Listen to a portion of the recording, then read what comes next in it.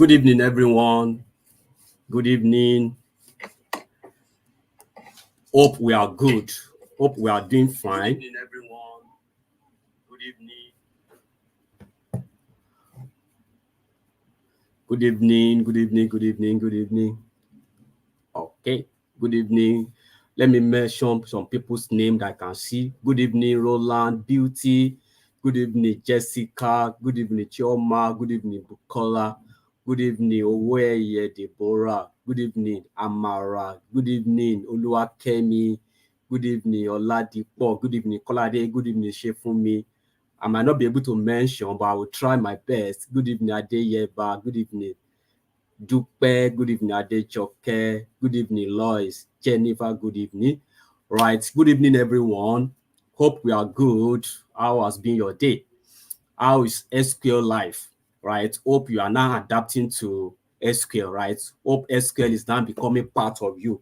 Hope SQL is what you see in your dream, right? You maybe you see yourself in the dream coding, right?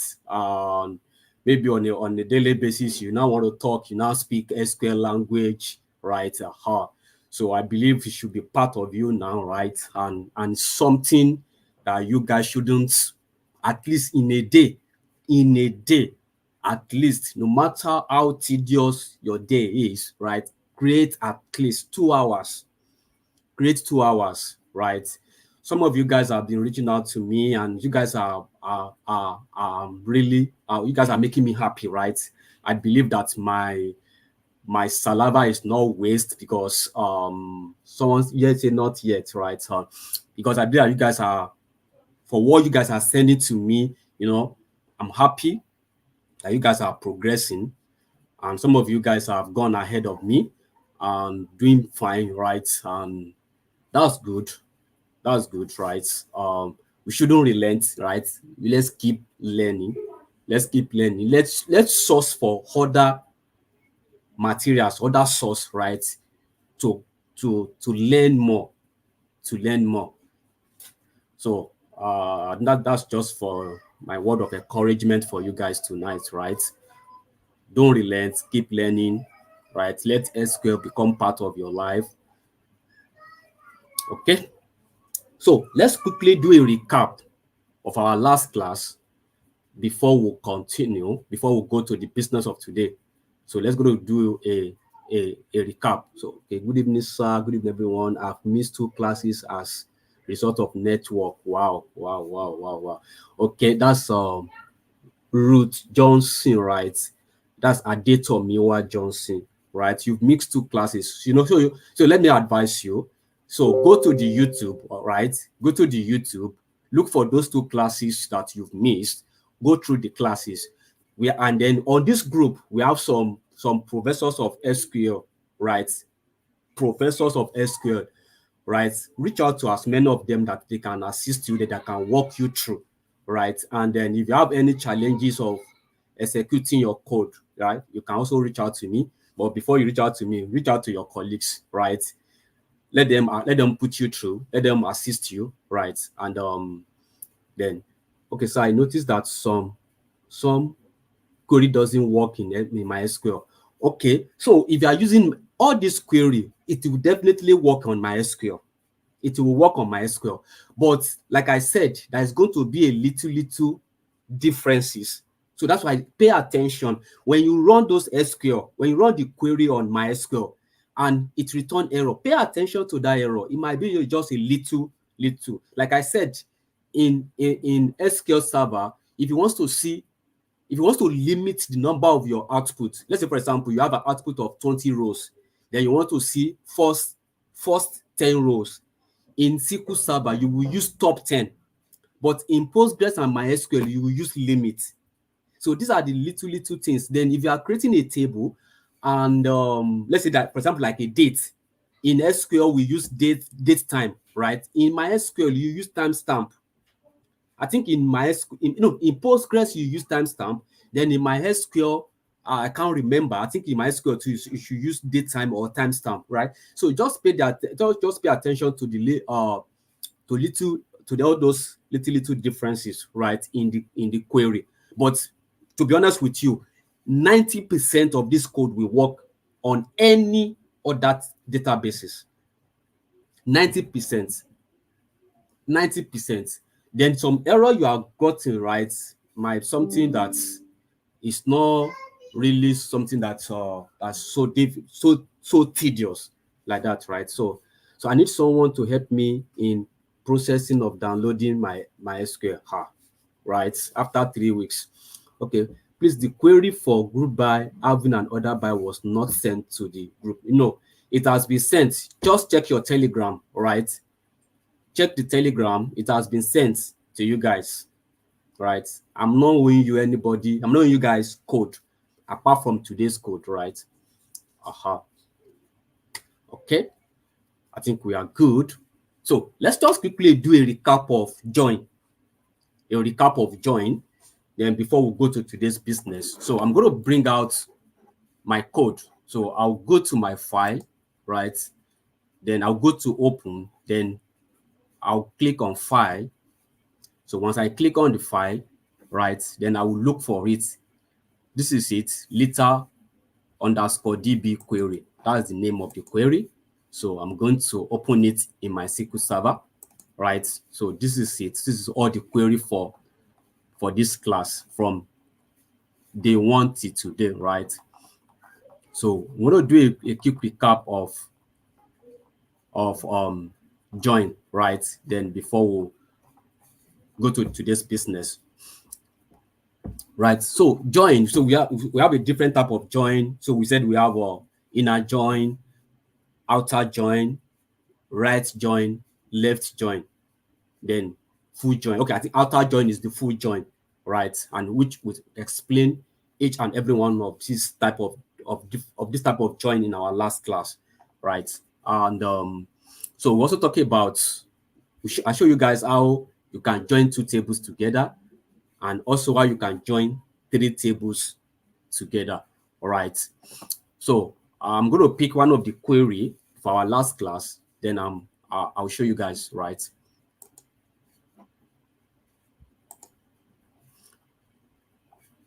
Okay, so let's pick the first query. Query 4. Okay, let me increase that. Sorry.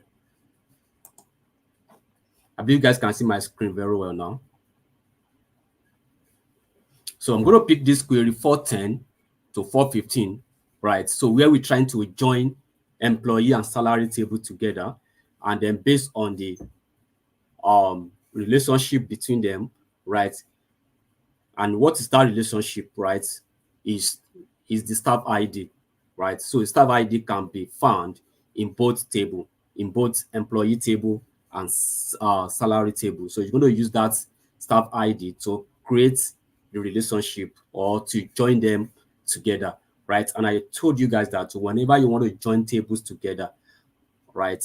Whenever you want to join tables together, you make reference to the table name, right? Make reference to the table name, right? Before you, then after that, then you pick the particular column. So I said for employee table, right? From employee table, we need staff ID, we need first name, we need gender, we need hire dates, we need state of origin. Then for the salary table, we need department and salary. So we need 5 columns from employee table. Then we need 2 columns from salary table to make 7 columns that we need, right? And I told you the table, your primary table, your first table should be the table that has your primary key. Your primary table or your first table should be the table that has your what? That has your primary key, your primary table, or your primary key rather. Then, and that's your employee.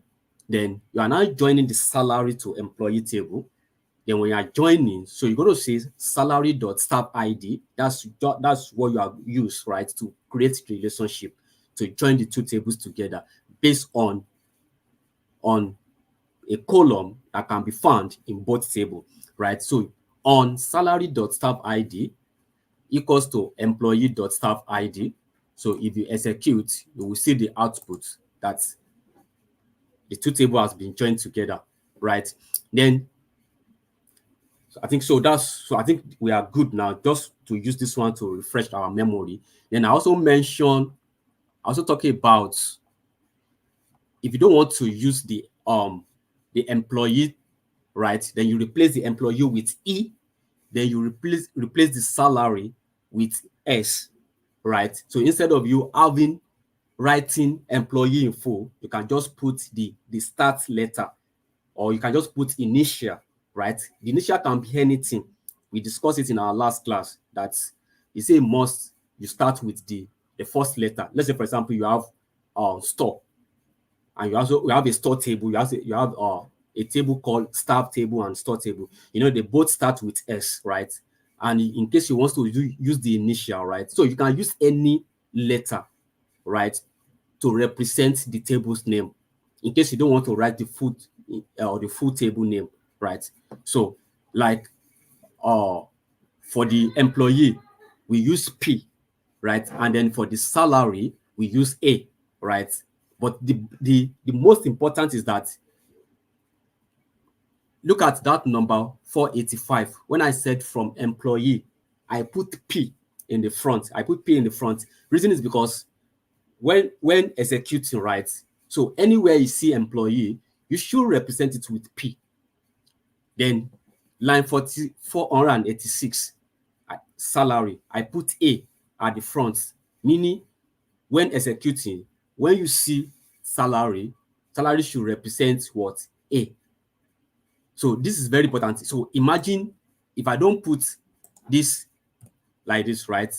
If I execute, it's going to return error, right? It will not be able to identify, right, which one is employee, which one is salary, right? Which one is employee, which one is salary, right? So that's the reason why it is important to put it at the front, right?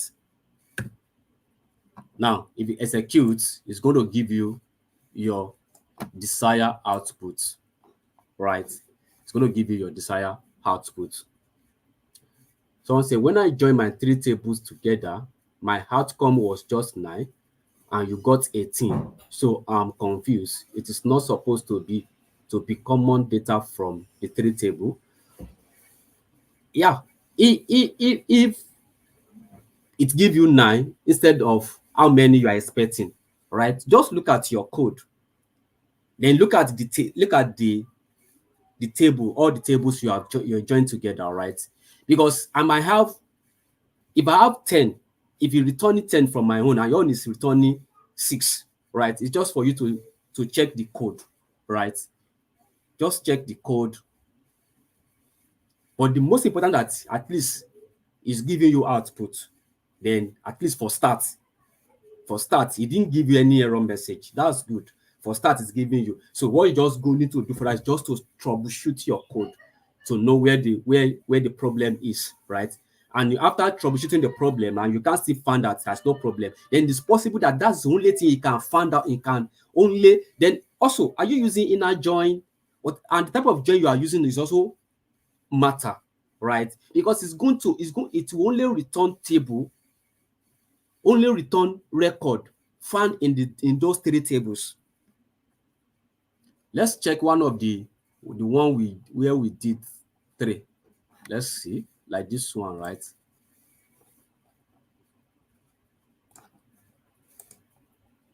Okay, this one returns 16, and what we use inner join, right? So it's possible. So if your own is 10, right? It is possible that that's only information you can find in those 3 tables, right? Then the other one that you cannot find, then it will exclude. It will not return those records that cannot be found. It will only return record that can be found, right?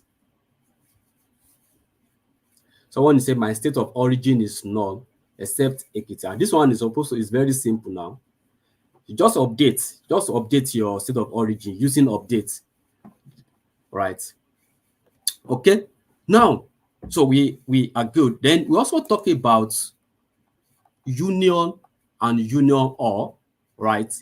In our last class, I believe when I think the last code that we wrote, some of you guys are lost, right? And I said we're going to do a recap, right, on it. But before we do that, so let's look at union all, union and union all. Union is to return all the records, return record but remove duplicates. So union will remove duplicates, but when you use union all, it won't remove duplicates. So it will return all. And when you look at what we the table we created, if you look at Lekki store, right? Lekki store, we have 11 rows for Lekki stores, and there are duplicates. There are duplicates. It is 11, but there are duplicates there. Then if you check Marina, right? If you check Marina, it returns 13 rows, right? And peradventure too, there are duplicates.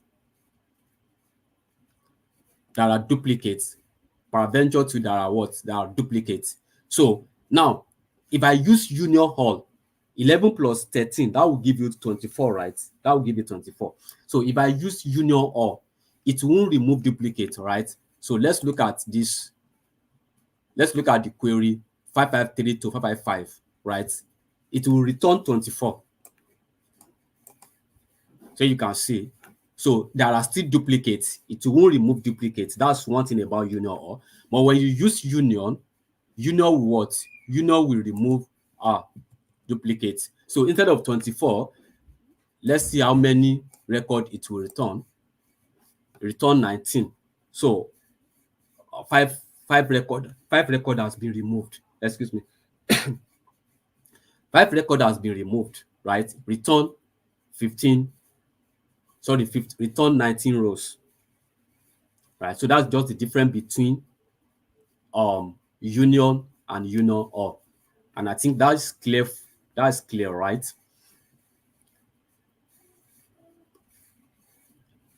Okay. Now, so like I said in that our last class, so what brought about the code between line 557 to 567 is that, look at this output result we have, right? We've union the result from Lekki store with the transaction data from Marina. We've union them all right together. Now, based on this, what you are now, this one, if I export this now to Excel, right? If I export this to Excel and I send it to my supervisor, and based on what I'm sending to him, he wants to run analysis based on that, and his analysis is going to base on maybe customer gender, store location, right? Let's just say store location, customer gender, or peradventure maybe customer age, right? Maybe customer age. Now, the data we have here in this output, we don't have store location, right? If I send this output out now, how is it going to be sure which transactions belongs to Lekki, which transaction data belongs to Marina, right? I don't know if these guys, I'm trying to explain. I want to be sure that we are on the same page, right? I want us to be sure we're on the same page, right? So this person is going to be sure that these transactions is actually for Lekki and which one is actually for Marina, right? So it's very okay. Someone said we understand, sir. Yeah. So for those that are not, for those that they've not understood, right? So that's the reason why I'm trying to do a recap. Now, so what we now do is to create additional column. That's what we did. We create additional column, right? So it's for us to create additional column. So how do we create additional column in SQL? How do we create additional column in SQL, right? So, and that's the query that we wrote in our last class. Now, so you're going to say select, right? Select. Then what is going to be the data or the information in that particular column you want to create? What will be the data or information? So what's supposed to be, or what will be in that data or in that column is the store location. And how many store location do we have? We have Lekki and Marina. So the entire column is going to be filled with Lekki store, Marina store, Lekki store, Marina store. That's the entire column is going to fill with Lekki store, Marina store. So, and that's what you can see from the description. Select Lekki store. Select Lekki store as branch. That branch means it's going to be the column header. That's the column field or the field name. That branches that is in square brackets, will be the column header, or you can refer to it as a field name, right? So once you execute, automatically it will create an additional column for you, and you will now call the column branches. Now, if I run query 557 to 561, you will see here you can see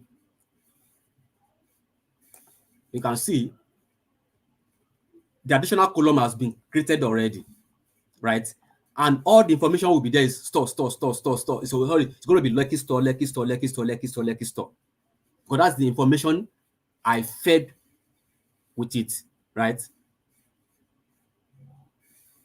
Someone said, you said Junior will clear duplicate, but Junior on will not write. I didn't get your information. Okay, sorry, I don't understand your question, but but what I'm saying is that ordinary Junior will not remove duplicates. Junior, don't guys don't confuse me. Junior will remove duplicates. Union will remove duplicates. But when you use union all, not on, all, A-double-L, it will not remove duplicates, right? That's who is this? Abosede, right? Union will remove duplicates. Union will remove duplicates. But when you use union all, right, it will not remove duplicates. So that's just it, right? So now, if you look at the output now, additional column has been created called branches. In your own end, you can call it location. You can call it what? Location, right? But I want to call it branches here, right? Branches. Then, so, and I said customer ID as a customer. So the other one I added to it is just for me to change the column, the field name. I want the field name to be uniform. I want the field name, some are in capital letter, some are in small letter, right? And some are that is underscore. But I want the column name, the field name to be uniform. I want everything to be capital letter, all true. So that's the reason why I use alias there. So I said select Lekki store as a branches, right? Customer ID, we'll be using customer is in small letter, then while ID is in capital letter, but I want everything to be capitalized, right? So I said customer ID. Then first name has been used interchangeably, right? But and I want to separate. I want first name. I want to create a space between first and name. So I said, and if you are doing that in SQL, you have to put it in a close bracket, in a bracket square. If you are doing that in SQL, if I remove this square bracket, right? See, if I execute, it will return error. it will return error, right? But if I close the space, right, it's still fine. If I close the space, it's still fine. Or if I put underscore, it's still okay. But I don't want to put underscore. I want to create a space. Then in that case, I have to put it in a square bracket. You have to put in a what? In a square bracket. Right. Okay. Then last name, the same thing, put in a square bracket. Customer gender. So I want to separate customer and gender. So I said customer gender. But one of you guys suggested that, okay, sir, is it possible we remove the customer and just say gender? That's a nice suggestion. And I said, oh, that's fine. You can put gender. Then age, I want to put as a age. You can see that age is not in bracket. Age is not in bracket because it's a single field name. So there's no need for me to put in bracket. And at the same time, I can still put it in a bracket. It's still the same thing. I can still decide to put it in a bracket. It doesn't change anything. It's still the same thing. And also in SQL, if you are using a field name that is also a SQL syntax, please always put it in a square bracket. For example, address. If you can see this address now, you can see that the color is blue, right? It's a field name, and at the same time, I use it as a field name, and at the same time, it's also a SQL syntax, right? So when you're writing your SQL, right, make sure you put it in a square bracket. Also, like this. I think that is clear, right? In SQL, professionally, it is put it in a square bracket. Put it in what? In a square bracket. Then I change this to address. Then transaction amount transaction underscore amount. I want it to be transaction amount. Then I have to put in the bracket. So I think we are cool, right? Then from like a store. So when we run it, right? So this is the output. So one additional column has been created. Right? Then so you can just do the same thing for Marina. Just copy and paste it for Marina. Then the only thing is just change the Lekki store to Marina store for the second table. That's for liter underscore store underscore Marina. Right? Now, so here we use union or, right? So if I use union or, so it's going to return 24. So you can see that in that branches now, we have Lekki store, we have Marina store.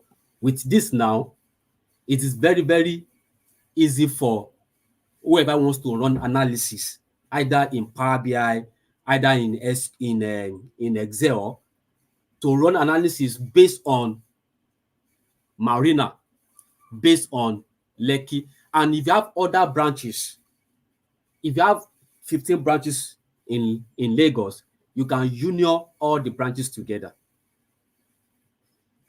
You can what? You can union all the branches together. So I think we are good, right? So let's okay.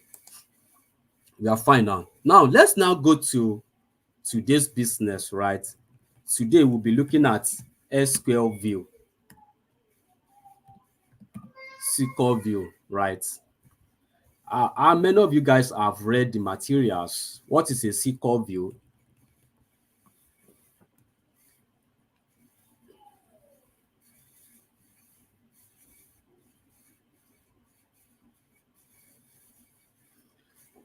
Okay, what is a SQL view? Who has an idea? Let's interact. Let's interact together. So when we talk about SQL view, what comes to your mind? View is like a temporary table, right? A virtual table, right? Wow, that's good. That's good. A virtual table.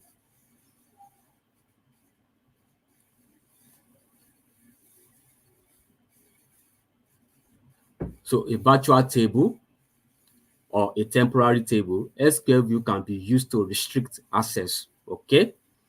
a table that represents virtual table, right? Okay, that's fine. So let's quickly go through the materials I sent you. I'm just going to run a page for you guys to, right?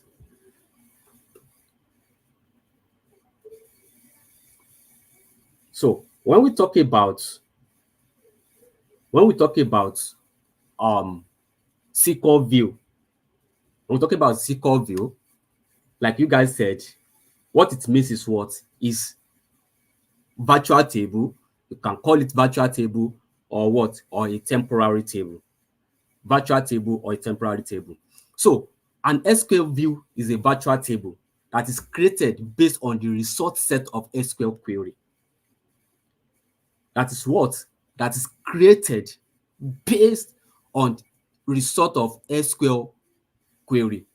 Unlike a regular table, right? So a view does not store data itself, right? So it doesn't store data itself. So if you don't create SQL view, it won't create itself. So it means you have to create a virtual table. You have to create a view before your virtual table or your temporary table can be created. So you can see it does not store data itself.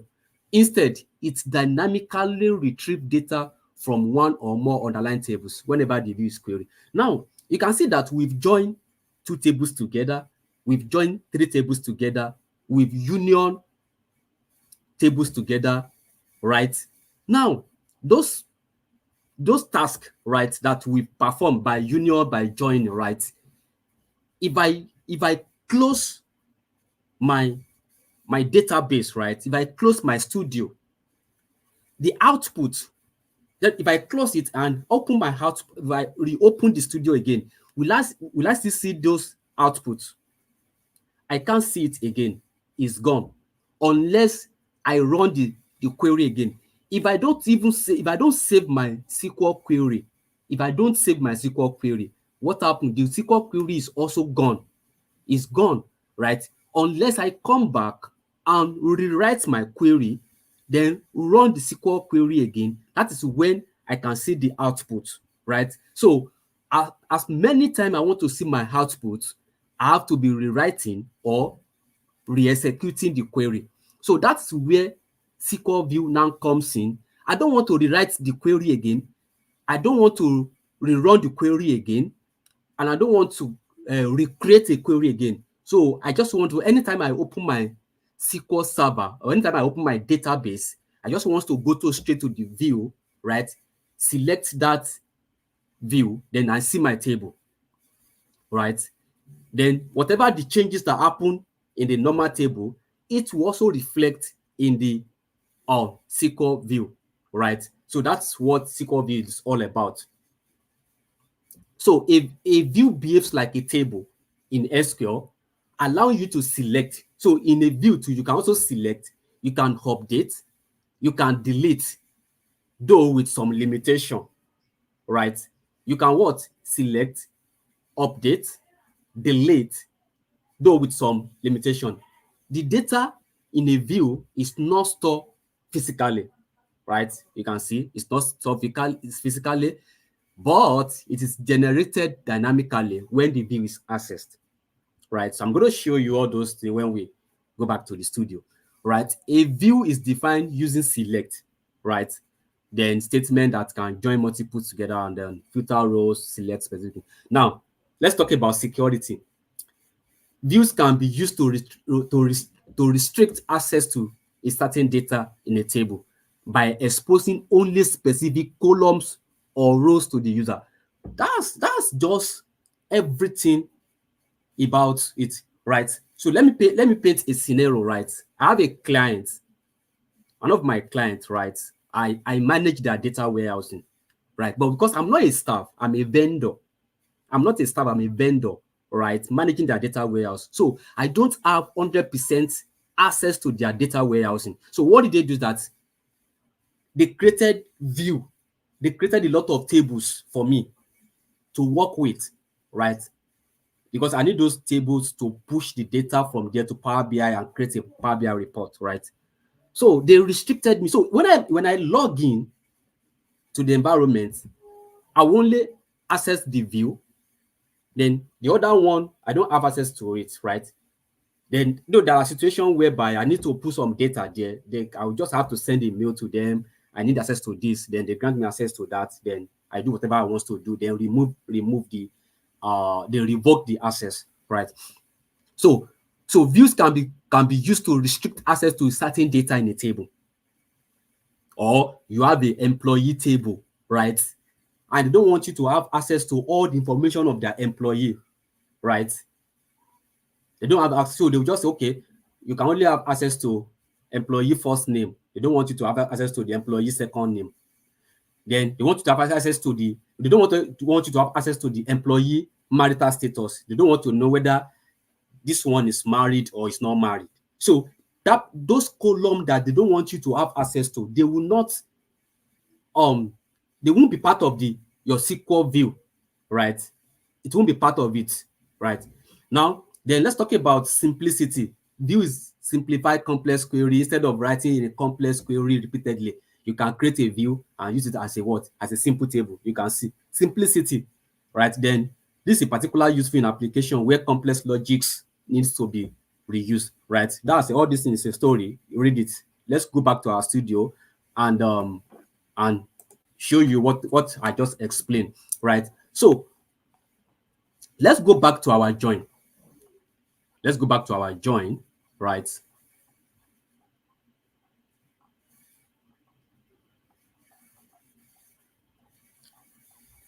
Okay, so let's run this select all from employee.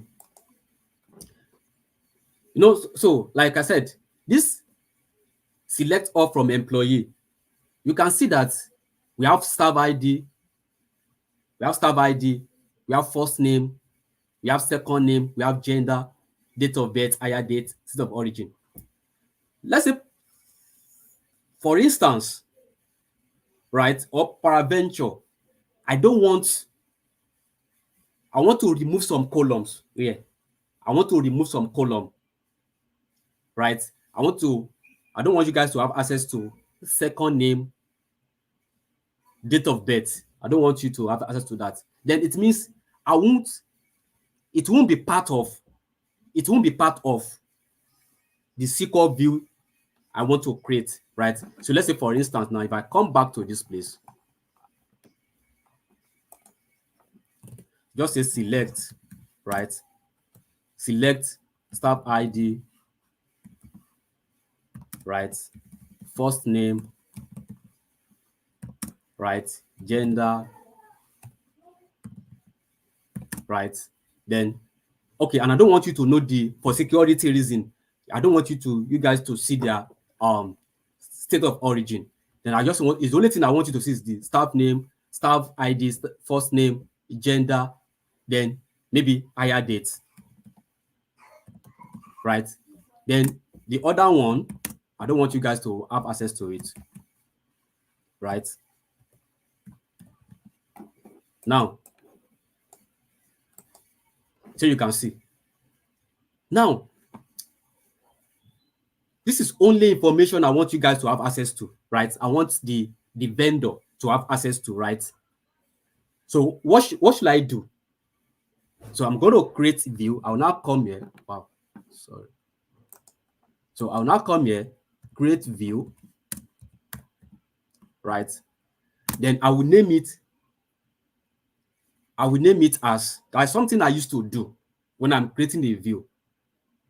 Sometimes I used to put VW like this. Something like this I used to do, right?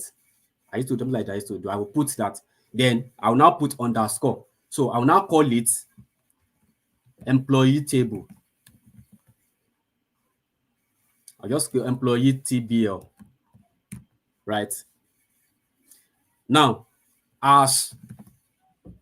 so meaning this table now, I want to recreate it. I want to create a view. So I will execute.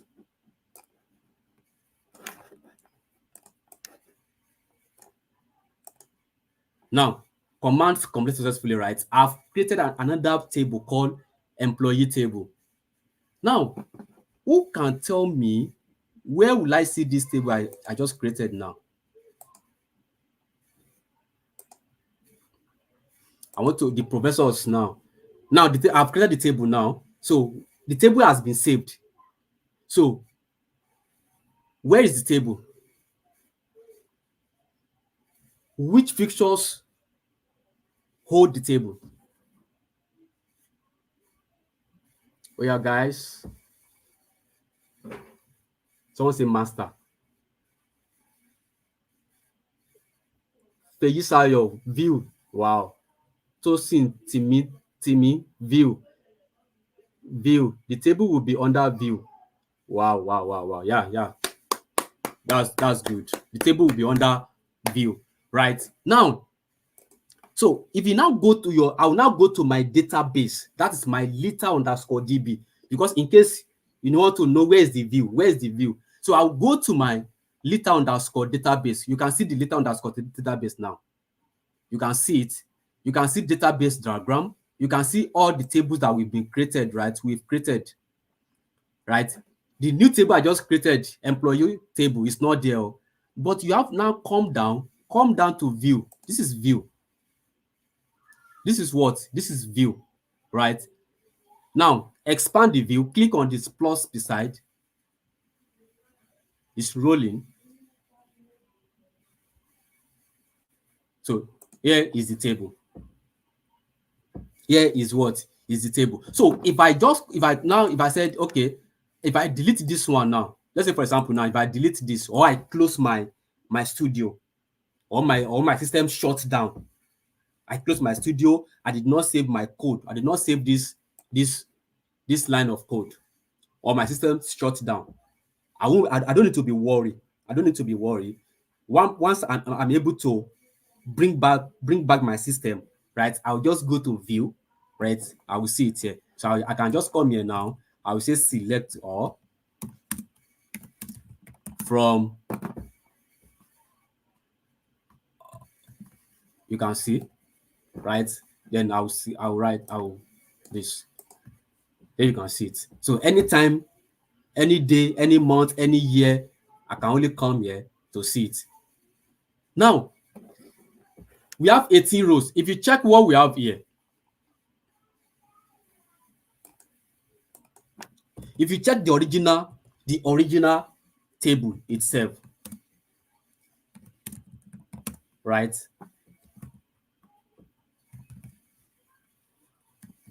Original table itself, how many columns does it have? 18 columns, right? 18. How many rows? 18 rows. Then if you check the view that you created, how many? 18, right? If tomorrow the number of record in the main table increase to 30,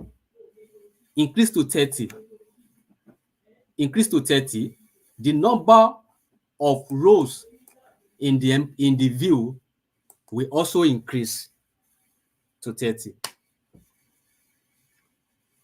Will also increase to 30. Right? So that's one. So as your database, as your main table is being updated, your view is also being updated, right? If you delete your main table and you come back to come and run your query, it will not run, right? It won't run. You will not be able to execute if you delete the main table, right? You will not be able to have access to it. Or if you made any changes, maybe you change the column's name. The column name you change is also part of the column in the view. Yeah, it will give you error. Okay, right now, I think we are good on that, right? Now, so let's now look at this. Let's now look at this union, this query, right? That we created, right? This one.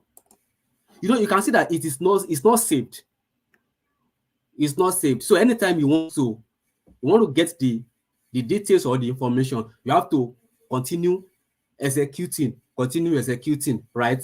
So how many times do you want to execute? So rather than executing or being skeptical of maybe your system might shut down or you might lose your code, why can't you create view to save it? Why can't you what?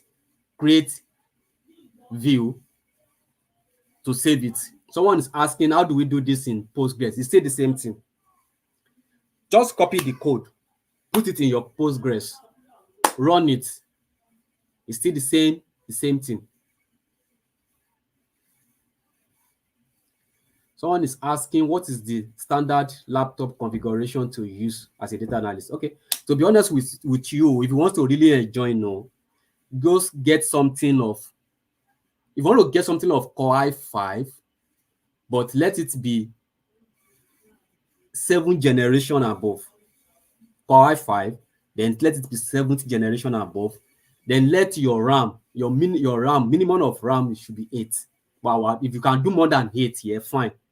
But minimum. Some of you guys reach out to me, I saw your RAM is 4. It's very slow. It's going to frustrate you. You'll be frustrated because everything will be slow, right? You'll be frustrated, right? So minimum of your RAM should be 8. Then either your SSD or your HDD, right? We're talking about 500 and above, to be honest with you. You will enjoy your work, right? You don't want to be pulling data from SQL server to your Power BI, and the thing is dragging like okra. It's so tiring, right? So just close your eyes and get something that is right. Okay, so now let's go back again. Someone that said 256 SSD, right? If it is possible for you to increase that SSD, right? Increase it. But 8 gig is still okay, right? It's still okay. 8 gig is still okay. Mine is Core i3. Core i3. Man, Core i3. Well, if you are still using it now, fine, but it will get to a stage. Yeah. If you won't be doing much, yeah, fine. But by the time you'll be doing a lot of data, running SQL, running Power BI, right? Okay, so let's go back right now. So instead of, I don't want to running this query all the time. So what should I do? That's this line, query 558 to 568, right? So I don't want to run this query each time I come. So what should I do?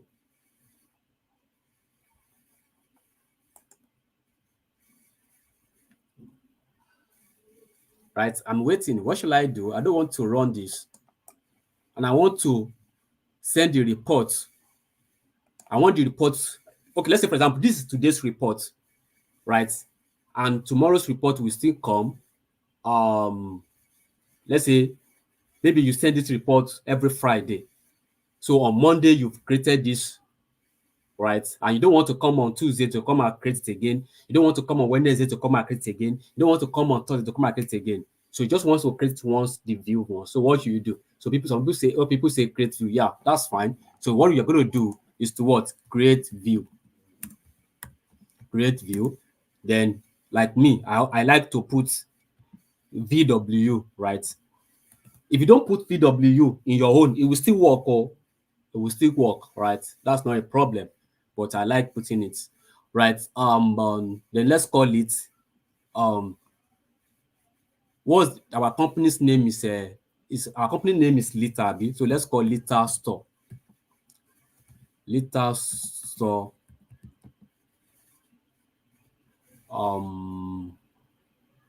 Liter Store transaction table. Transaction table, right? So let's just say it like that, right? Someone is asking what's the meaning of VW. Is view now? Is view? It's just short of short form of view, right? So I'll now say as, right? So I'm going to run it now. Okay, sorry, the thing return error, incorrect syntax, near word, key view, that's 557. Okay, sorry. Right, so let's execute. Command completed successfully, right? So I've saved it now. Once I save it once and for all, right? Whatever the data that is coming to the main table, whatever the data that is coming to the main table will reflect here, right? So I'll just come here, refresh my view. Once I refresh, I will see, you can see it, right? So I can just come here, just say select all.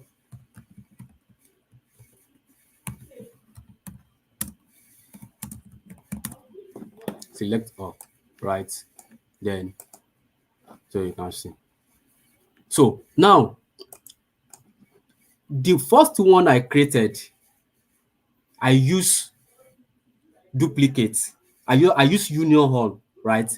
So you might want to have two um two tables, the one that has that has union all and the one that has a union, right? It's just for comparison, right? So you can go back again, come back to this place, change this one to union, right? Then call this one later stored transaction TBL.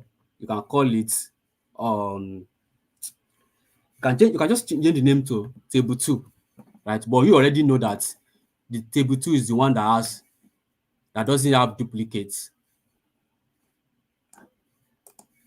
Okay, then come back to this place and refresh, right? Then you can just copy this right, and put 2 here, right? So if I run this now, this is 19, this one for 19 rows and this one is for 24 rows, right? As your main table is being updated, right, the two tables will be updating as well. The two table will be what? Will be updating. Okay, so that's how views works in SQL, right? Okay, yeah, I've created that, right? Okay, now let's also create view for the joins that we created. So let's create view for this 3 tables that we joined together as well. So I'll just copy it. Let me just copy this one. Then let's come under view. So I'm going to create view, right? For this, create view. So this is the full information about the company, like, right? It has first name, gender, hire date, state of origin, department, salary, account number, banks, payment method, right? So what we need to do now is to create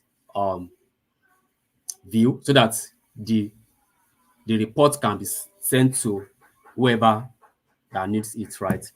Okay, so let's call this one the company name is Lita, right? Lita employee information, right? Employee info. So let's just put it like that because it has staff name, staff ID, and all the informations, the account number.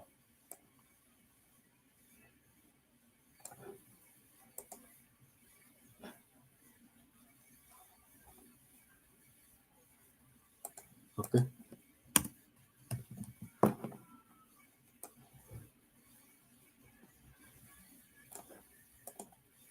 Okay, that has been created. So now if you come here, you can just come now. Instead of you writing the code again, just say select all from here and run. So you can see that now at least you have all the informations, right? Now, so for those other informations that are not included because you joined them together using inner join, once those tables are updated, it will reflect here. You just see that the number of record has now been increased, right? Now, so one thing I want to show you guys, right, before we go on a break. So let's say for instance, maybe after I sent this report to my supervisor and I said, okay, please, can you include their first name? He said I should go back and what? Include their first name. So how do I do that? Right? Include their first name. And I've created the SQL view already. So this what I want to show you might be technical, but just pay attention to the way I'm going to show you, right? The table has been created, the SQL view has been created, right? So I can't go back to the code and add it. If I've not created view, yes, I can still come back to this place, right? I'll just say employee dot last name. Is it last name, right? Employee dot last name, right? If I run this now,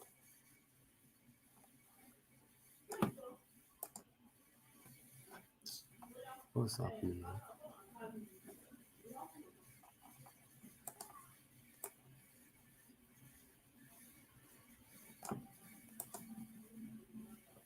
Okay, sorry. So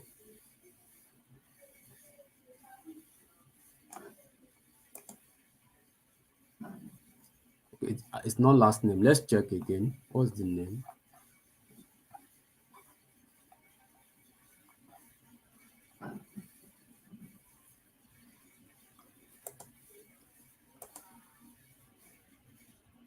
Okay, second name, not last name. Second name.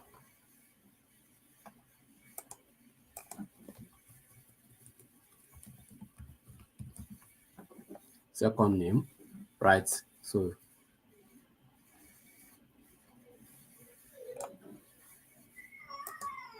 you can see that second name has been added. You can see that it has been added. Now I can create view. So if you have two things is either you add it, if you have created the SQL view, right, and they now push back that okay, add some column. You can delete if you still have if you still have the code, right? You can delete the table, add whatever you want to add, then what? Execute again. But if you don't have the code and your SQL view has been created, so what will you do? Right? So what will you do? So that's what I'm going to show you. Okay, let's go on break. So when we come back, so I'm going to show you how you're going to do that, right? So let's go on break. When it is 8:10, we should come back, right? Okay. Yeah, thank you everyone.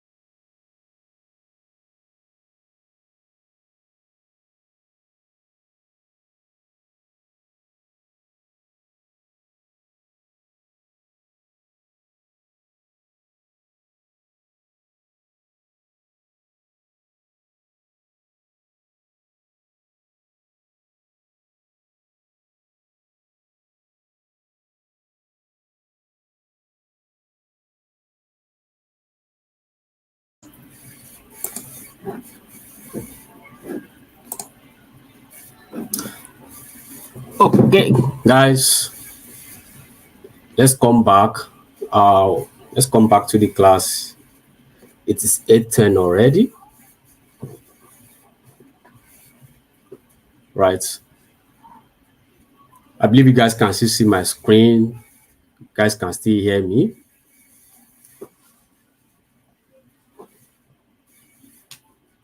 Can you guys see my screen? Yeah, thank you, guys. Thank you.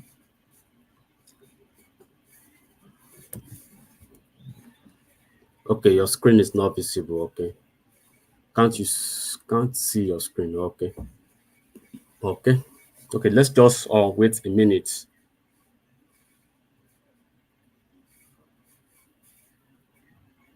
Okay.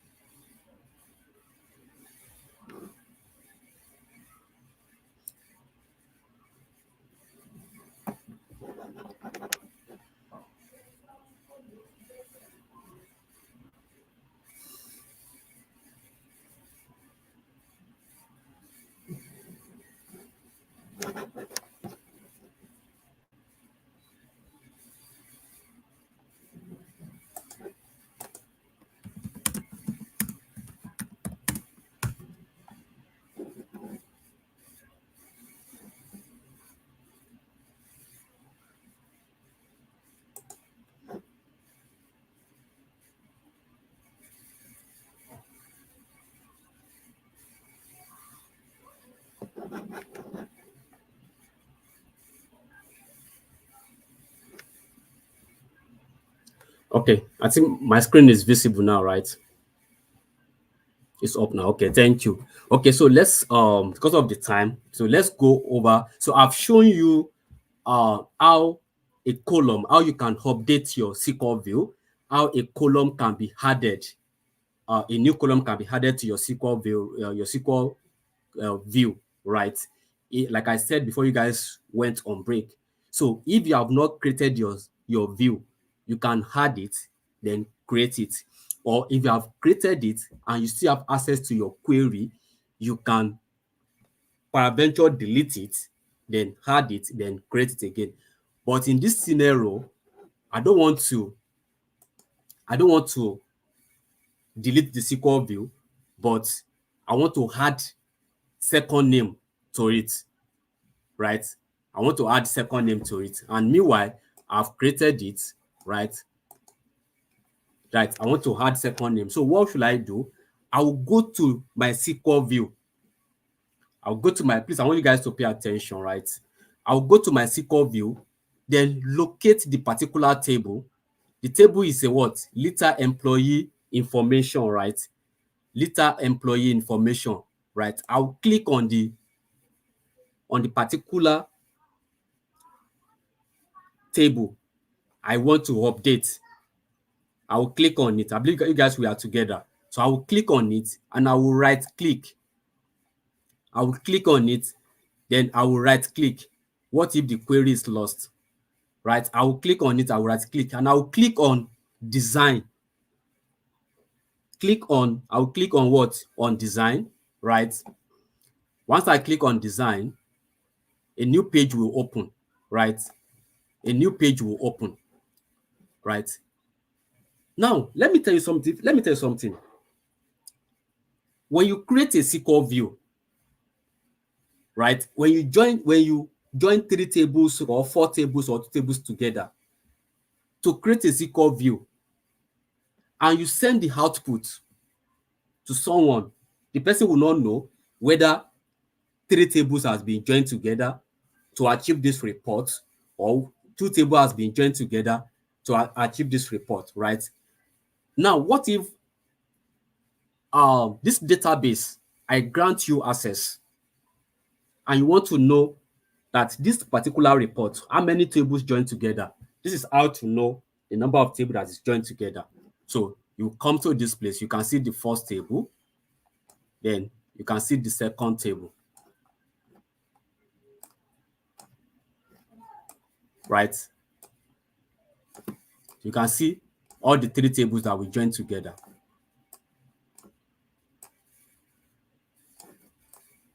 So you can see all the 3 tables that we joined together, right? So if I come to the database and have access to your SQL view, right, to your SQL view table, I can just check whether did you join 3 tables together, did you join 2 tables together, did you join or it is only 1 table, right? So in this scenario, you can see that it is 3 table, and you can see the 3 table. You can see salary, sorry, employee, salary, salary, then payment, right? There you can see.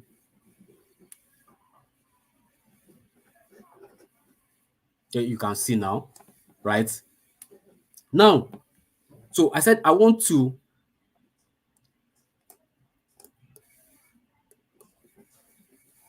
update the column, right? I want to add 1 column to it. That's employee, that's second name, right? I want to add one column, that's second name. I want to add to it. And I don't want to add it in the query. You know, I think I've shown you how to do that in the query. But now I don't want to write query. I just want to do it like let's say can I say manually, right? Right. So I can just come to this place, right?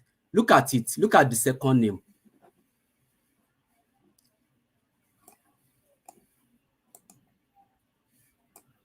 I believe we are together, right? So look at the first one is the employee, right? You can see this staff ID that we selected. You can see the first name. You can see the second name, the gender, right? So I want to add second name. I will just click on the box here. I will click on this. I will check the box. Once I do that, automatically it will be added. Before I will do that, right? Before I will do that, if it comes to this place I highlighted, this particular place I highlighted, that's our SQL query that we used, right, to create this join. That's the SQL query. So in case that someone is asking, what if the query is lost? You can still come back here and copy your query and go and paste it in your studio. I can copy the query from here. I copy the query, then come to this place, right, and paste it here. Right, you can see the query. I can still do that. In case I'm looking for the query, I can just, and I did not save it, I'll just come here, copy it, then I'll paste it, right? So this is the SQL query. This and this, they are the same thing, right? Now you can just run it. You can see that it's still the same. It's the same thing, right? Then let's go back up. So let me just show you that in case you are confused. Now, so I want to add second name. So like I said, I will just click on this. I'll just click on this. Someone said I should recap again. Okay. What we are doing is for us, we want to update our join, right? Our SQL view, we want to update it, right? You've sent your report to your supervisor. He pushed back that you should add second name or add some column to it. And I've shown you how to do that. So I said, if your SQL view table has been created and you still have access to the line of code, right? Delete the SQL table, the SQL view table, then add whatever you want to add to it, then recreate your SQL view again. That's number one. In a situation whereby you don't have access to your SQL query, I said you can still come back to this place, like I show you how to get to this place, this current page where we are. I've shown you how to get to that. Click on the table, the SQL view table, right click on it and click design. So it will show like this. It will show like this, right? It will show like this. Now you can still come here, copy your code and add whatever you want to add, right? And run, right? But in this place now, I don't want to run any code. I just want to add it manually. I want to just add it. So, and I said this is the three tables that we used, right? This is the three table. And if you check very well, you can see the number of columns we picked from employee table: staff ID, first name, gender, hire date, and state of origin. You can see they are all checked. If it comes to the salary table, right, you can see the two column that we pick. That's the two column that we pick: department and salary, right? If you come to payment, you will see the three columns that we pick. That's account number, bank, and payment method, right? Now, but the update we want to carry out is on employee. My supervisor said I should add second name to it. So I'll just come here and I will check second name. Once I check second name, automatically it has been added, right? How do I know that it has been added? You will see it. I can see it from my query here. I can see it from my query here. You can see it here. It has been added. Also, I can check, I can come to this place. Let me increase this place. And you can see it here, right? It has been added. You can see it here that it has been what? It has been added. You can see it here that it has been added, right? Now, then how do I know in the output that if it has been added or not? Though, like I said, it has been added, but the output, I can't see it in the output. So I can just right click anywhere inside this place. Right click anywhere inside this place. Right click anywhere inside this place and execute SQL. Right click anywhere inside this place and execute SQL. Right, so you can see. Right. You can see it here. You can see the second name that it has been added, right? You can see the second name that has been added. You can see that it has been added, right? Now, that is when once it is done, close it. I will close it here, right? So close it here.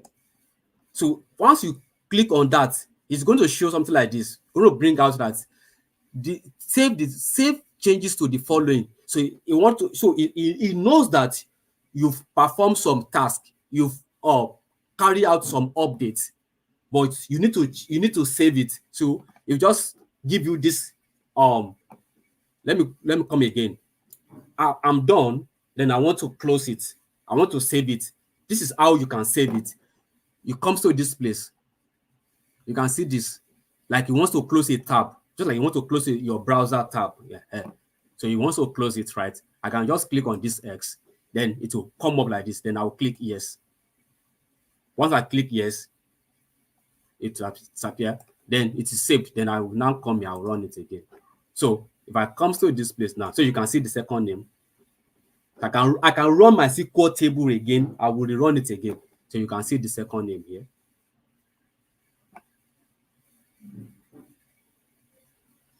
Someone is asking what if they want it to show, right? You can do that at the back end where I show you to. Then you can drag from here. You can drag here like this.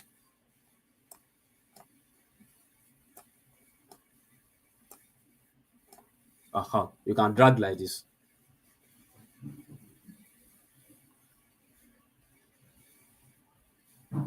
Yeah. Someone is asking, can we move? Yes, so you can see that's what I just show you now. You can do that. Right, you can do that. Right.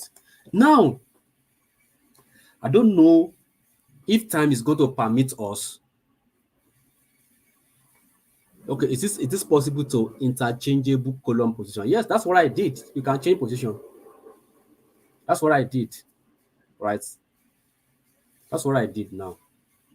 Now, I'm going to quickly show you something, though it's not part of our task for today, but I think let me show you, though we'll still come back again and do that, right? Now, I want to send this information to my supervisor. He wants it in Excel. Let's say, for example, the one of the stakeholder need this information, and it's not a technical person. It's not a technical person. So he need this, so he doesn't know, or perhaps maybe he doesn't know how to query in this database, in the SQL database. So what you just need is just for you to send this report to him in Excel. So how do we do that? How do we do that? So we want to export this thing to Excel, right? Someone is asking again, can we rearrange the second name column to be after? Yes, now we have done that. Stella, we've done that, right? You can just click on it and drag it, right? Right. So we've done that. Okay. So my supervisor needs this thing in Excel. So how do we do that? How do I export this information? These 16 rows, data quality is very, very important. Data quality. What I have in database must be the same thing, should be in the Excel I'm sending to him, right?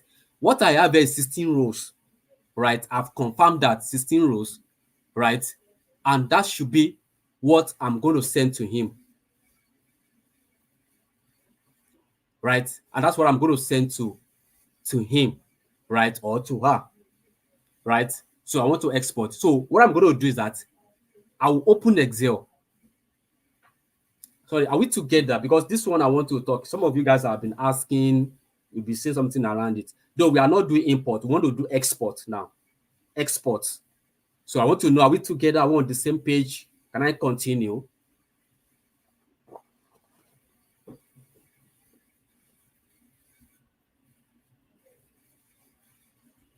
Okay, awesome. Someone is saying, oh no, sir, we are together. Let's continue. Okay, so now what I'm going to do is that I'm going to open Excel on my system. I'm going to open Excel.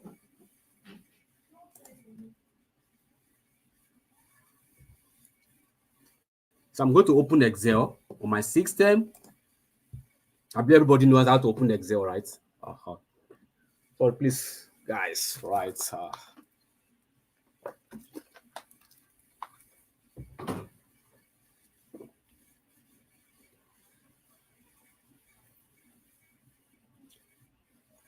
Right, so I've opened Excel, right? I'm not fast though. Right, so I've opened Excel. Now on the Excel, on your Excel,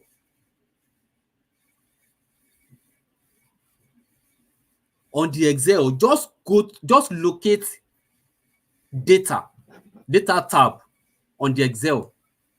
Just locate data tab on this. I want you guys to pay attention for this, how to export data from your database to your Excel. How to export. I'm talking about export today. Maybe our next class we're going to talk about import.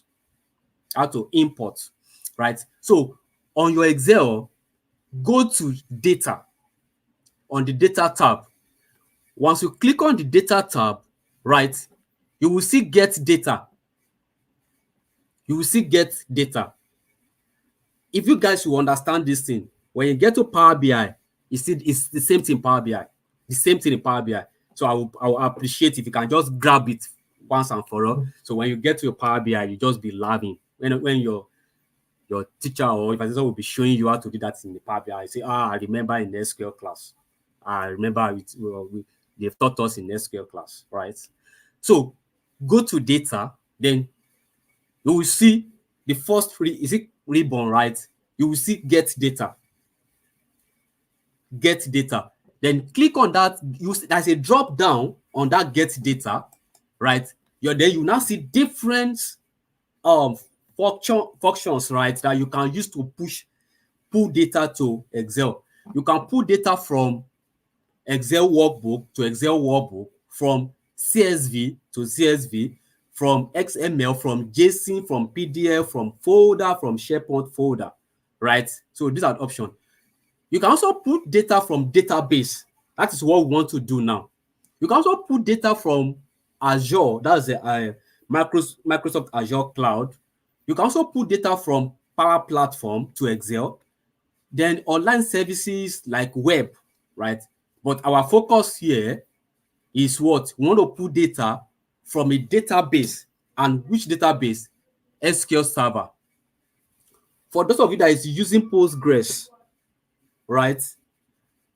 If we don't have any data on Postgres, right? Maybe our next class, I will try to put some data to database to Postgres, and I will show you how to do this in Postgres. In Postgres, I think it's even easy in Postgres than SQL Server, because SQL Server you have to enter your server name, you have to enter your database before you can do that. But in Postgres, I don't think you need to do that in Postgres, right? Though it's been long, I did that in Postgres, but I'll show you in our next class. For those of you that is using Postgres, right? Now, so you have different database. You have SQL Server, you have analysis services, you have SQL Server analysis services, you have Oracle DB, you have IBM database, MySQL, you have Postgres database, you have Sybase, Teradata, SAP HANA, and so on, right? But our focus here is SQL Server. That's the first one, right? I will click on it, right? I'll click on it.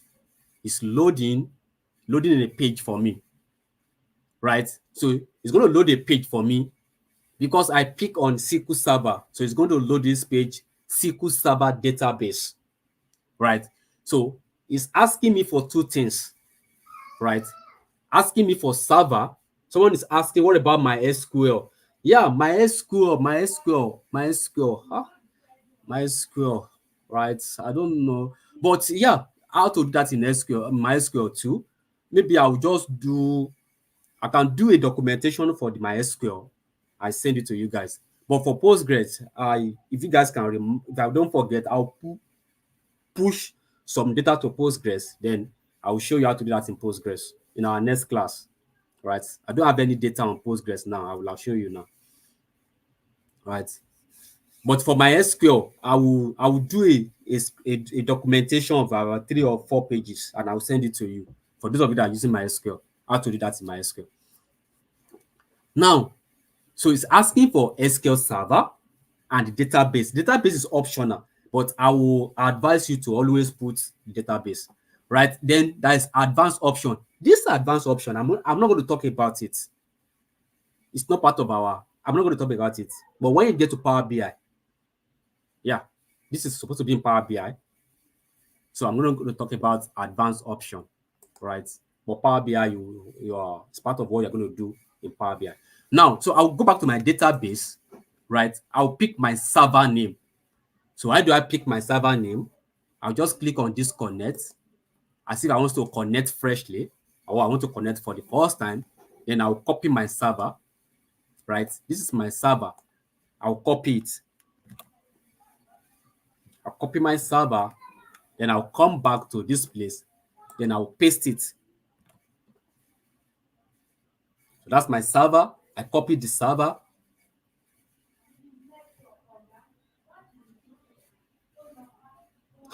Someone is asking, lovely bliss. I want to ask, what can SQL do that Excel cannot do? Jesus Christ. I don't know that someone's supposed to be asking this question after 3 weeks of SQL class.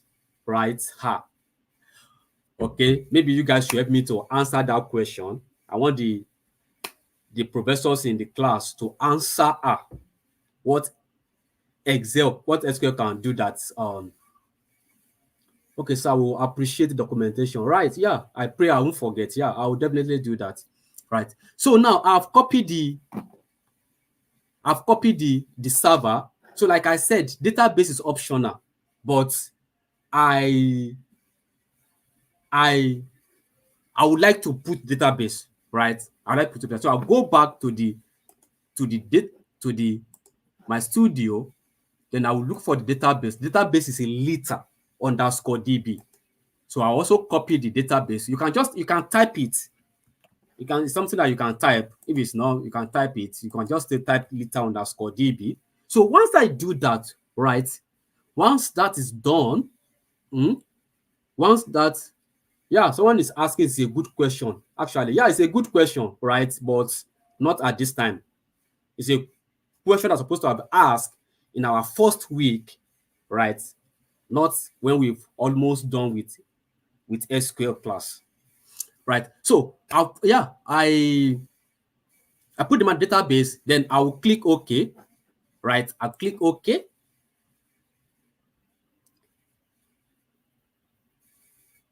Right? So I click OK. So you can see what is shown on my screen, right? Most time, it is not all the time that something like this show, right? It's not the time. But in case you see something like this, right? Just click connect again. Right? So you're going to get something like this. We are unable to connect to the data store. If you are doing that I think for the first time, right? For the first time. So just click OK, right? Click OK, and it will still connect you. Just click OK, but you still be able to connect.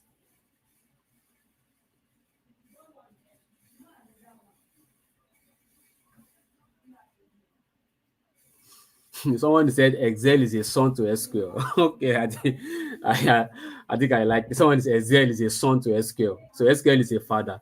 So SQL, so someone that question, SQL is a database. It's your data warehousing, right? There is a limit to what you can. Excel is a reporting. It's actually for reporting, right? But it's a question you can put online. You can just put it on your Google. Your Google will give you everything that you need. That what SQL can do that Excel cannot do. Put it on Google. Google, even put it on ChatGPT. ChatGPT will give you even the answer I cannot give you. ChatGPT will give you, right? So now you can see all the tables in the database. You can see the table. You can also see the SQL view, right? You can see the SQL view. We've created 4 SQL view, right? We've created 4, right? You can see all the 4, and we created how many tables? Employee table, liter score, Lekki, liter store, marina, payments, person and salary. You will see all the tables, right? So which of these tables that you need, that you want to send to your supervisor? So we said it is liter underscore employee information. That's what you want to send to. So you can click on it, then to preview your data. You click on it to preview your data, right? You click on it to preview your data. So once everything is fine, I won't talk about, I think you guys might have talked about, you might have taught you Power Query editor in SQL, in Excel, right? Have you been taught or was it mentioned? That's Power Query editor, right? Right. If it is not, when you get to Power BI, you will see Power Query editor, because that's what you will use for your data transformation, right?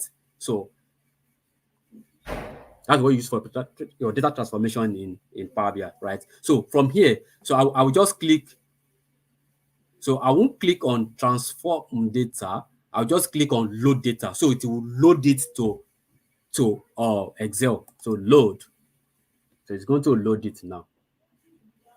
And yeah, so if it is not mentioned, right? If it is not mentioned, maybe because it is in your Power BI. Yeah, it's part of your Power BI. So right, yeah, that's not a problem. It's not a problem, right? If it is not mentioned, it's not a problem.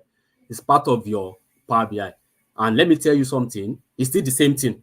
So if you learn it in Power BI, you can still come back to this place and come and transfer the skills from the Power BI and use it in Excel, right? So this is it. You can see 16 rows. So you perform your data quality, right? How many rows? 16 row, right? Let's just delete this. Right. So this is it. Now from here, you can send it to your supervisor or you yourself, if you want to, sorry, guys, excuse me. So you yourself, you want to carry out your pivot table, you want to run your analysis, you can just do that here, right? You cannot do analysis maybe based on your staff ID, based on departments and whatever the analysis you want to do, right? You can just come here and do it. Now you can see that the second name, right, in we rearrange, right? But because when we rearrange, it was not saved. It was not saved. So it is still showing second name as like showing the second name last. But maybe before you send to your supervisor, right? You can just rearrange it. I think you can do that. Can we do that here? Can Excel do that? No. But just make sure. I think there are ways you can do this, right? To bring it to this place, right? You can do it. So once that is done, you can now save it, then send it to the supervisor, or you can create your pivot table. You can come to this place, right? Sorry, your pivot table, right? So you maybe wants to do oh sorry, let's go back. Oh, sorry, let's we have a lot of things to do. Let's continue. All right, so let's go back to our database. I think that is clear, right?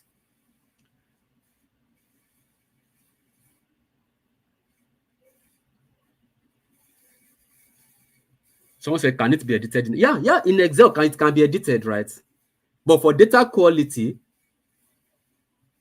someone's asking, I was still going to do Power BI. Yes, so you're going to do Power BI now. Go to the Power. If you don't do Power BI, your data analysis class is not complete, right? So someone is asking, can it be edited? Yeah, it can be edited, but for data quality purposes, right? Whatever you have in your database is supposed to be what you are sending to your supervisor, unless you want to build a report, right? Maybe you have another data you want to join with the one you exported, right? Hey, you can still do that, right? You can still do that, right? Okay, so we're talking about view. We're talking about how to create view, then how to export, right? Then I will send the data that we are going to use for for importing, right? I'm going to send you that data, right, before our next class, right? Okay. Now, let's just do an introduction to case when, right? Let's do introduction to case when, right? And if time permits, we will try and create or see create write a query, but if not, but let's just run what is case when, right? Let me quickly go to, you guys have the materials right here, and then let me just show you guys in the materials, right? Right. So when we talk about case when, we're talking about case when in SQL. So case when statement in SQL is a conditional expression, right? Conditional expression that allows you to create different outputs based on a certain condition, right? It allows you to create what? Create different outputs based on a certain condition. I think one of you guys, right, sent a code to me, and I said, wow, because he updated state of origin using case when, right? Using case when. I want, maybe it's like she stole my code from Dream, right?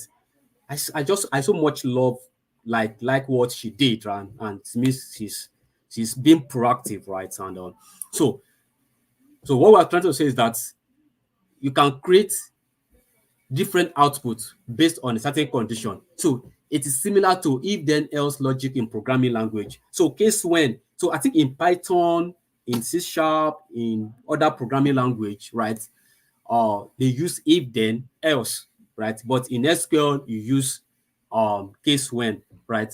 This statement is often used to implement logic directly within SQL query, making them more dynamic and adaptable to scenario. Story. Please, you read that, right? You read that. So let's go back to our studio. So we want to talk about SQL case when, right? Aha. So that's what I want to talk about.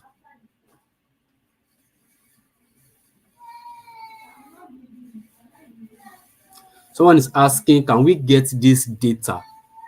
Not just the query. No. When you everything I'm everything okay, when I send the query to you, when you run the query, you will get the data, right? You will get the data. Then watch the video how I exported to Excel, right? I don't need to, there's no like, it's the query I will send to you. The query will give you the data, right? So the data is from all the series of the tables that we've created, right? So that's where you get this data, right? Yeah, I've been sending the code to you guys now. I'm sending to you guys the code to you, right? Okay, someone is asking, I understand today's class for the first time since yeah, it happens like that, right? That someday you think, but just like the other one that you've not really enjoyed, you still have to go back because the other one give birth to today's class. So you need to understand the other ones, then so that you can understand today's own more, right? Okay. Now, so what to do SQL when? So what to perform this on let's do employee table. Let me run employee table. Select her from employee table, right? Right. Yeah. So this is employee table, right? This employee table, I want to do something, right? I want to do something. I want to create an additional column. I want to create an additional column, right? That additional column is going to be age, staff age, right? Staff age. So, and then I want to use date of birth and higher date, right, to get staff age. So I'm going to use a syntax called date difference to get there are two codes I need to use. Though one is more advanced. The one that's more advanced, let me write it for you guys, and then I'll just explain it. But and so I want to create a column, right? A additional column called age, right? So I'm going to do author table, author employee table, right? Right. Then I'm going to do add age, add column, right? Or add age, let's do like this, add age, right? And then as this date, so I'm going to do this date, right? Difference, right? Date difference. So I'm using this date difference. So what this date difference does is going to subtract higher date from date of birth. Sorry, date of birth from higher date. Date of birth from higher date, right? So then I'm going to use year. right? This code is advanced, right? But I'm just going to write it. Then I'll give you another one that is simpler, that is simple, right? That is simple. So, right. And when you are using date difference, you must use three parameters. Three. If you use two parameters, it's going to give you an error. So I'm going to use three parameters. I'm going to use year. Sorry, let me come again so that you don't say I'm too fast, right? Fast. So I'm using date difference. The syntax I'm using is this date difference. So what date difference does is that is to you know the difference. I always say we want to get a difference between something, right? In peradventure, I'm going to minus A from B to get the difference, right? Or I want to know my salary last month and my salary this month. I want to minus my salary last month from this month to get the salary increase, right? So that's what we want to do. So I want to minus date of birth from higher dates to get age, right? So I'm going to put date of birth,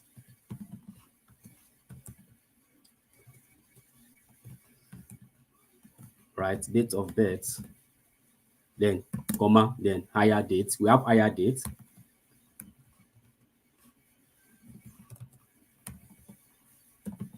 Right, then I close the bracket, right? Now, so I said minus, so you're going to put minus. So I want to minus this, right? Then I will now come here, so I'll say case when, let me put this in capital letter, right? Case, then when, this is how to use case when, right? Then so the difference is not going to be based on year. So I'm going to consider year, month, and day, right? So I'm going to say month. Sorry, please, this query, if you don't understand it, I'll still send it to you. It's not a problem, right? If you don't understand, it's not a problem. Uh, I just want to show you this, but I'm going to write another one, which is very simple, right? Just that our time is fast spent, right? And so I'm going to put higher date, right? Higher date, then less than, right? Months, right? Months, then open class bracket, date of birth, right? Right. So you're going to put that. So I'm going to say or now, then or month again, right? Let me just quickly do this, then higher date,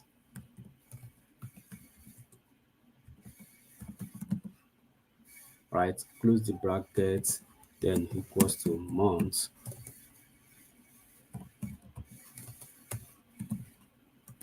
right? Then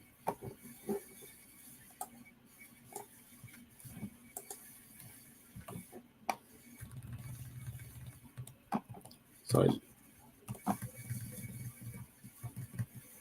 then close this, right? Then we come here, then hand, right? So this one is going to be day, right? Day. Then there will be let me just copy this, right?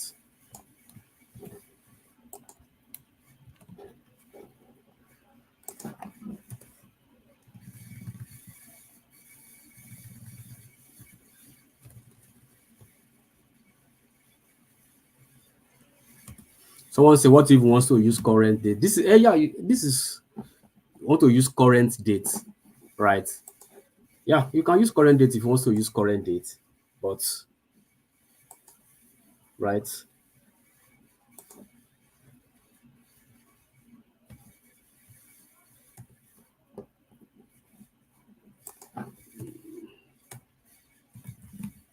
Then that's one, or else 0, then head, right?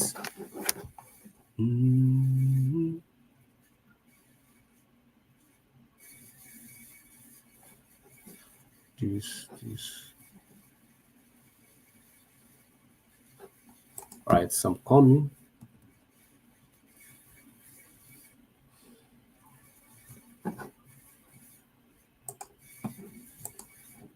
Sorry.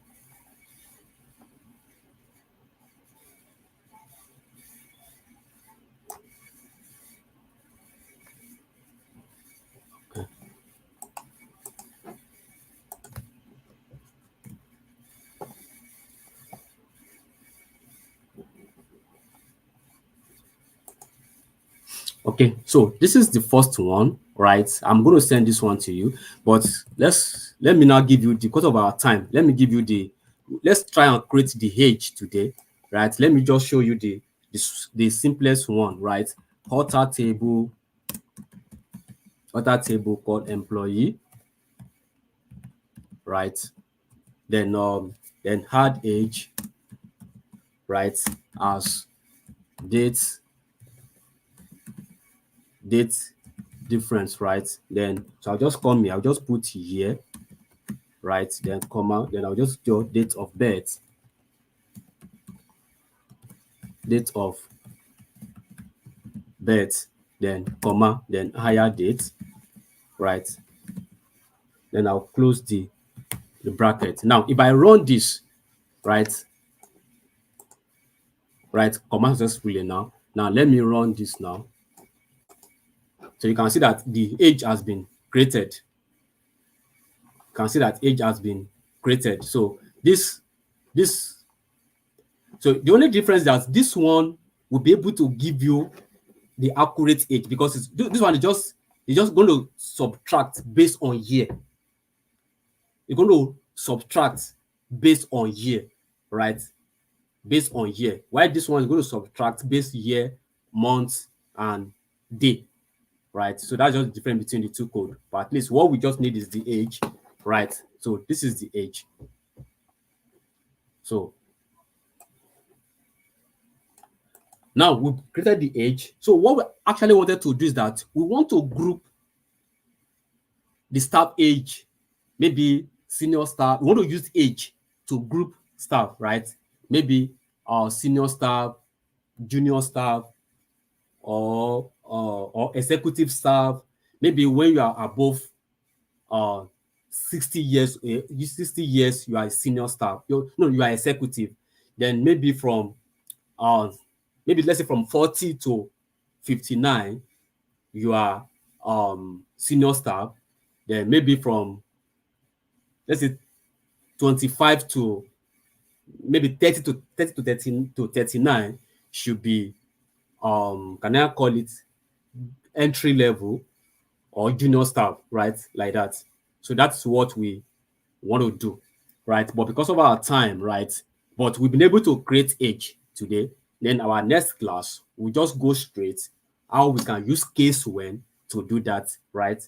How we can use case when to do age categorization. You can categorize that, right? So please, let's forget that our next class we're going to do case when, right? Then I'm going to also show to you guys how you can use case when to update your table. So let's say, for example, now you create additional column like state of origin, and you want to update. So instead of writing author table, set this, where this many times, now I think I mentioned to you when we're doing that, right? So I'm going to show you how you can write case when to just update the table once and for all. One of you guys have done it. He sent it to me and it's fine, right? So I'm going to show you guys how you can do that, right? Because of our time. So I'm going to stop here for today. We see you guys on Thursday, right?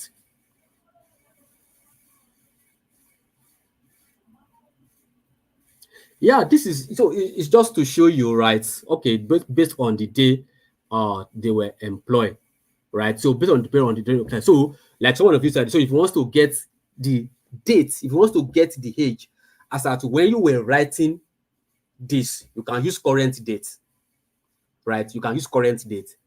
But what I just did, I just want to get the age based on the day they were employed, right? But if you want to get the age as at when you were writing this, you can use current date, right? You can use current date. There are a lot of ways you can do this, right? Okay. So thank you guys and see you on Thursday.